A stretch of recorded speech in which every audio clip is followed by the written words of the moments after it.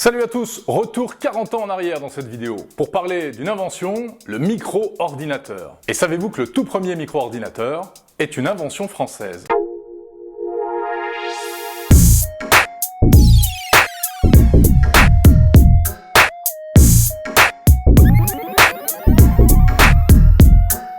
Dans les années 60, un ordinateur, ça ressemble à ça, ou bien à ça.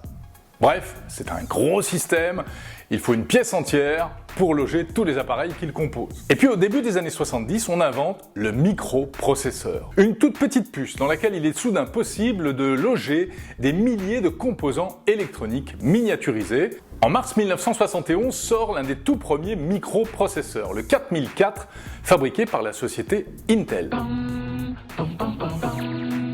Et oui, Intel qui fabrique aujourd'hui encore des processeurs. Le 4004 contient 2300 transistors miniaturisés. C'est une prouesse technologique. Mais ça ne fait pas encore un ordinateur.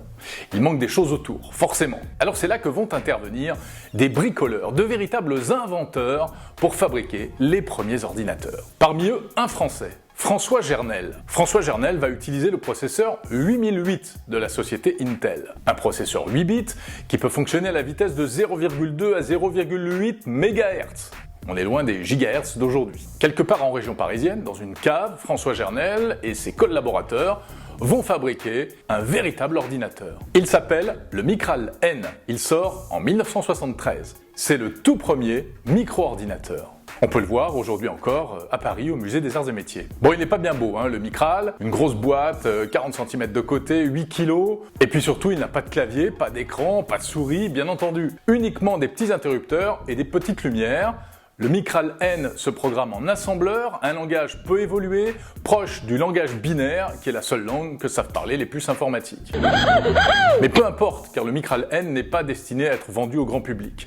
En fait, il a été mis au point pour répondre à une commande officielle de l'INRA, l'Institut National de la Recherche Agronomique. Mais l'histoire du Micral ne s'arrête pas là. Elle va continuer jusque dans les années 90, avec une suite judiciaire. François Gernel travaille dans une société qui s'appelle R2E, qui est dirigée par un monsieur qui s'appelle André Truong. André Truong va donc considérer qu'il est lui aussi un peu le papa du tout premier micro-ordinateur. Il va donc y avoir un procès jusqu'en 1998 où la justice tranche et décide que non, c'est bien François Gernel qui est l'inventeur du tout premier micro-ordinateur. Mais pour autant, François Gernel n'est jamais devenu milliardaire comme Bill Gates ou Steve Jobs.